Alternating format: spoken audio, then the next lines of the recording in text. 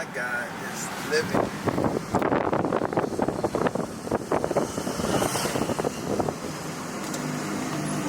It's deep sea, okay, that nobody, we can't take it, okay. So the people who come to take it, they tell you that it's going to cost us so many billions to take it, all right. So if we were to share profit or we want to share it with you, we can't pay for the equipment. So we give you peanut. Okay, so we go take the oil. Okay, so for all the oil that we take, we give you just a small portion. I heard we got 10% of it. I heard whoever was extracting the oil was getting 90%. In some cases, yeah, in some cases you get less.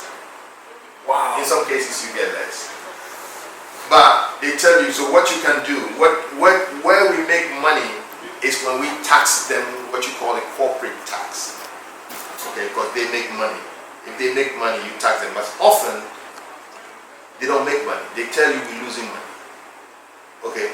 Because you are not there. So what they take, you don't know how much they take. We pretend to know, but we don't know how much they take. Because all the experts who are there are experts. Okay? So you don't know how much they take. Who's responsible for selling the natural resources of Ghana to the foreign? The government. I can't sell it. The government. We give sovereignty to the government. We give them power. When we give them power, they have the power to go negotiate on our behalf. Okay, so whatever happens in the corridors of power, we don't know. The only thing we know is that the thing comes out. And then they tell you that we're getting 10%. Okay, plus corporate tax. Okay, so all the oil that we take, if they take 100 barrels, they give us 10 barrels. Can you imagine that? When I heard that, I couldn't believe that. My brother was. It is what it is. When you go to the gold field, the gold mines, yeah, that is the same thing. They take everything. They take everything. Wow, that's why. Okay, they take everything. Okay. When you look at MTN, all the telecom companies, they make the money and they give us peanut. Who owns the channels? Who owns the spectrum? We own it. We sold it. Why can't we have our own companies? Okay, but when you put our people there, they go mess up. That's another problem. Yes. The selfishness. When Nkrumah started, the Goma, we used to have what my friend saying? BBNE, and I said there was a gold mine. No, yeah, they have a gold mine. Nkrumah put the name on it, you know, and we used to have it. So he built a whole town. When you go to this BBNE place, they have a whole town that was built by Nkrumah for Ghana to get our own gold. But the officers, the managers who were there messed it up. They were taking the gold and nobody knew where the gold was going. Okay, and then they resold it to the white guys and they're making money, the same gold mine. Okay, so part of it is, I'm not going to lie to you, it's our own people. Our own people sell us out. Because when they're making the deal, you don't know how much they're getting to come up with that deal. You will never know. Okay? So, you know, recently, we had this thing that the government was talking about, a century bond, to collect about 50 billion. I liked it. Because my reasoning, I'm not sure the government has that reasoning, is that for all the investment that come into the country, we have the people taking the oil. Okay? ENI, the name of the company, it's an Italian company. They spend 8 billion. And they're taking about 90% of the oil. Okay? So I'm saying that if Ghana had 4 billion to put in there, okay? If Ghana had money and we put in 4 billion, at least we can get 40%, or we can get 50%, or 49%, whatever. They can take the 60%. But 40% is far better than the 10%. That 10%, I don't even know how they came out with that calculation. I don't know. It's incredible. It doesn't do us any good. It doesn't do it. So essentially, all the oil is going free. But what about the high interest rates that they're charging you for loans? Like some loans are like 30, 40%. Yes, that's Isn't that also, exploitation? it is, but you also need to know that of inflation. The inflation in Ghana is very high. Okay, so not until we are able to bring inflation down, it's almost impossible. Okay, now the other thing that you have to look at is the exchange rate. Okay, so for me, that is my belief, is that when you bring the interest rate way low and the city is not appreciating, chances are the monies that you have in the bank will lose its value. So it's better to charge a high interest rate so you can get some money, spread the money, because the banking officials, they live high on hogs. They are the top echelons of the government of the country. They make the most money. Bank directors and officials, the chairman, they make big money. You get it? So if you don't charge that kind of interest, at the same time, I'm not sure whether it's helping the economy, because I would never take a loan charging 30. God, no. That's worse than a credit You're card. working for that? That's worse than a credit card. If you're not careful, you'll be working for it. Yeah. Okay, so they often say that they have a lot of what you call a default rate is high. But why are they thinking that when you give a loan of $100 or 100 cedis to somebody, you're taking 30 cedis? 30 cities. What kind of job is going to give him that kind of profit to make your payment? Okay, it's common sense. Unless you're flipping houses. Yeah. Okay. Unless you do Hard money, or is it hard money loans? Yeah. Unless you're doing something really weird. Uh-huh. Okay. So it is the nature of the beast. Sometimes I'm not there, but they are there. They say they can do it. So we sit outside. Whenever we meet them, we chip in. But usually, you can't build a consensus. They go there and then they go do their meeting. They do whatever they have to do in order to come up with all of these things. I'm sorry. Hershey's owns cocoa. Eh? Hershey's. Hershey, yeah. Hershey's. making more money Yeah. with that chocolate. So the cocoa for next year is sold. The cocoa they are turning in advance. But we don't even know how to refine it. Do we refine the cocoa? We can't refine it yet, can we? We can. Who says we can? We cannot. We can. We know the chocolate that we make, Golden Tree. It's refined. We make it. We can make it. Okay. Yeah, but we don't do enough. We don't do enough. We don't do a good job. Okay. But what we need to do is to stop the cocoa from going out. And that's my point. Like all this African ingenuity. Yeah. And we don't even refine. Well, we barely refine our own natural resources.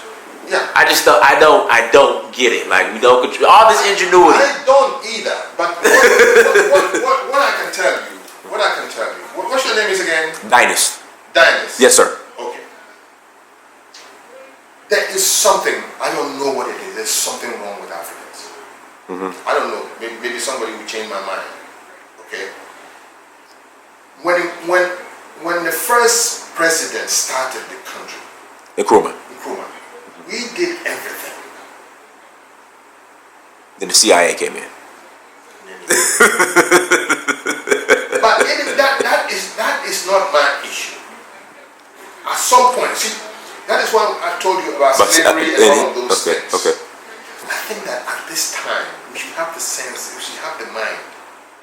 Okay, because the same thing that happened to us, it happened to the Malaysians, it happened to the Singaporeans, it happened to Korea. Korea was colonized by the Japanese for years and they maltreated them. You get the point? Okay, but look at them. So those type of slavery mentality, those colonized countries like them, it has not held them back. China was colonized by the Japanese. And if you know what the Japanese did to them, go and read. What you have said. But all of these people, they have gone beyond that. We need to think and go beyond that. So when I see somebody say, I'm an engineer, this engineer, so what? What are you doing? Can you make a ball bearing? No. No. You get the point? Right. Okay, so there is something wrong that I don't understand. But I think it's a leadership thing. There has to be a leader that can inspire people to do things. And that's what happens in China. That's what happened in Korea. You see the Hyundai that we use today?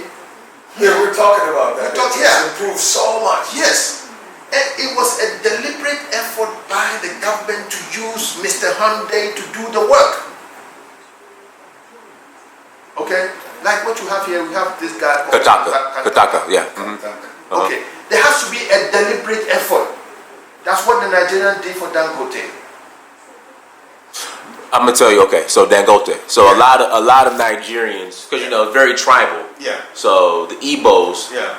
don't agree with Nigeria for Dangote. They think they're showing him favoritism. Yeah. Because he's getting obviously all the. You got to show favoritism. That is the only way. But the Igbos hate that. Like my Igbo friend was telling the other day, he said that is taking away opportunities from the Igbos. It is not fair. No. It's favoritism.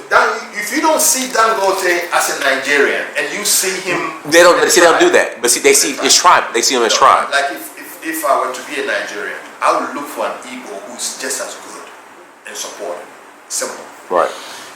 If you go to Malaysia, what's the other one? Indonesia. There was a guy called Suharto.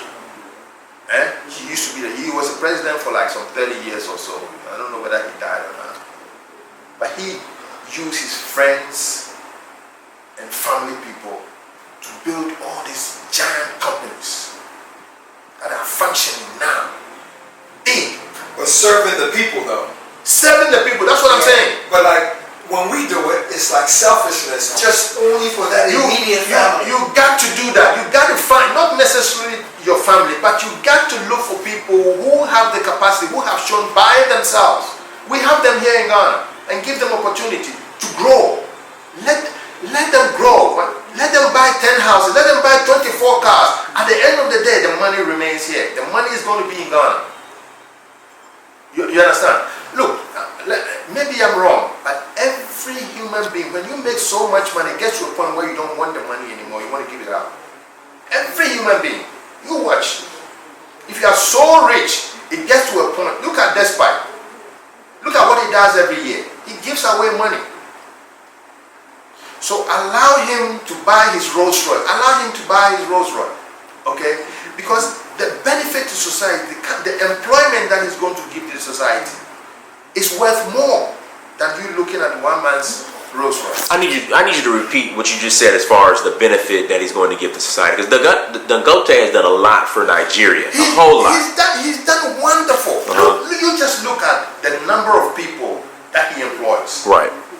Okay, I met one guy, he's a truck driver with a master's degree, a truck driver. You ask him, why are you driving a truck when you got a master's degree? He said, look, if I take care of this truck for how many miles? I'm not sure whether it's 200 or 300 miles with no accident. The Dangote gives him like It's mine. Right. Wow. What's beautiful than that? Yes. What's beautiful than that? Okay? So there are things that you need to look beyond the man. What he's doing, you need to look beyond that. And that is what our government and the politics here in Ghana is not helping us. Because if Nanado or Mahama comes in and pick me and gives me a project to do, okay, people will think, they do something. And they will do everything to bring me down or bring him down. Okay, but you need to have a leadership that is set on making this thing work. Pick your own people. Whatever business they're doing, help them do it. Give them money. Give them more money to do it. And they will do it well. Because they did it by themselves. And they know how to do it. And I'm telling you, any businessman, if you go to one of our richest people here in Ghana, my own brother-in-law, Kwesi Chum, or Despite, Tobinko, all of those people, if you go to them, I bet you they're thinking about another business, but they just don't have enough money. The business, they see things. You get it? So you give them money and they begin to expand the economy. They will do it for us. You understand what I'm saying? Look, in the United States, the JP Morgans, Right. Rockefellers, it was through the government. I didn't know The that. government gives them contracts. Okay. Hershey, they started, but the government helps you, grow your business. It's not that when you have business, they just leave you to dry. No, it don't happen like that. At the end of the day, these companies become so big that they are so good for society. Look at how many people are employed at Google. Go to Amazon. It's crazy. It's crazy. It's crazy. And that's the Jeff Bezos, Amazon. One One guy. You get it? And Amazon is growing like crazy. It's growing like Golly. crazy. Okay. That is what my people here fail to understand. Because we play politics with it. But the moment the government comes in and gives you money, we're always thinking, oh yeah, they're doing something behind. So, but the government, you need to work with the private sector. You need to give them money. However way, you go there, sit down with them, and however way that you can get the money to them at a very good interest rate, give it to them.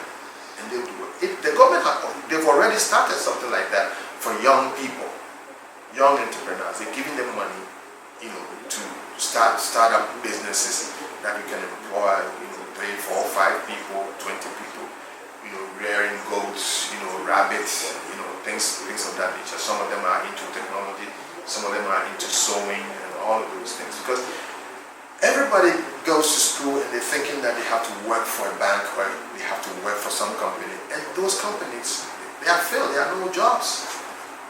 So the next thing is for the economy to expand in a different way that people can make a living out of it. And How did you go from Long and Foster to building it like in America? You said you were building Yes. real estate Yeah, and real estate. selling. Yes. How did you do that? It's easy. You just Give us. Yeah, It's easy. Give us. Let me hear it. What's the secret? What's the secret? You said it's easy. What's the secret? It's easy. Now here's what happens. Once you have the real estate license, you gotta have some money now. You gotta have money to start, because if you don't have money, the bank will not give you money. Right. You gotta start. So Or at least something to leverage. Is that? Yeah. and good credit. okay, whatever it is, you gotta have some money. Okay. And then what you look for distressed areas or properties that they've not been taken care of the business, every house. Okay. So sometimes you go to an auction and then you buy. Courthouse. Yeah, courthouse. Yeah. You buy from the courthouse. Or sometimes you can buy an outright house that is not in good shape. Maybe it's a 2-bedroom house. You tear the whole thing down You build up. and you build a 4 or 5-bedroom house right there. You get it? So once you buy the house and you start building, there's a likelihood that some company, some bank will give you money to finish it. Okay? So once you finish it, you get the mortgage. Somebody comes in, you get the mortgage, you are paid off, take your balance, that's money. You understand? It's good business if you know what you're doing. You have to know what you're doing. If you don't know what you're doing, and you need to also assemble people, That's the hard part. yeah, that can help you with the construction phase. Okay? There are types of building that you need to put in a specific area. You don't want to put too expensive house in a low income area. So you need to be a realtor to understand the comps. Because something comes, how houses are sold in a specific area. You need to know that. So that once you put up a house, you're not going to put a $500,000 house in the $200,000 neighborhood. You get it? Okay. So once you understand that, they have what you call, I don't know what the word is, sort of a pre-programmed houses, that you can buy a magazine, that they have houses already in them with the plans. Okay? So once you take that, get an architect, they look at it, and then they make a presentation for you. And then you start construction. But you need to assemble people that will help you along. You know, you need to have in the US they have separate people for separate jobs. I mean, for instance, the foundation. Right. You need people with concrete who knows how to do concrete work. So should you just find? Would you recommend finding just a contractor or find in a? Usually it's a contractor who does only concrete. Okay, they do the concrete profile, the base for you. Okay, so once you do that, then you have people who are going to be doing the framework on top of it. Okay, then you need to find plumbers. Okay, you need to find the HVAC people. Okay, you find people who can do floor. So once you get into it, you know, you might stumble from the beginning. You know, you might not make profit because you know a lot of people might come in, might overcharge stuff, but you will learn. Okay, or you have to attach yourself to somebody like me. If I were there, you know, I could take you with me and show you, and then pass on some of my vendors. You know, people that help me, plumbers, the electricians, and all of those people. You know, to help you along. Could you take advantage of something like that in Ghana? Right. That housing deficit. Yes. There's a housing deficit here. Yeah, exactly. It's happening now. Yeah. It's happening now. If you go to Laboni. But you know, I was in Sione the other day. Yeah. I like the railing. I like this because this railing is strong.